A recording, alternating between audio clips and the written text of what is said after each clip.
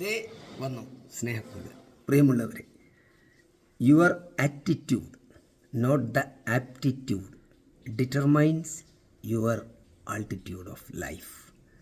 നിങ്ങളുടെ മനോഭാവമാണ്, കാഴ്ചപ്പാടാണ് നിങ്ങളുടെ അഭിരുചിയല്ല നിങ്ങളുടെ ജീവിതത്തിൻ്റെ ഉയരങ്ങൾ നിർണ്ണയിക്കുന്നത്.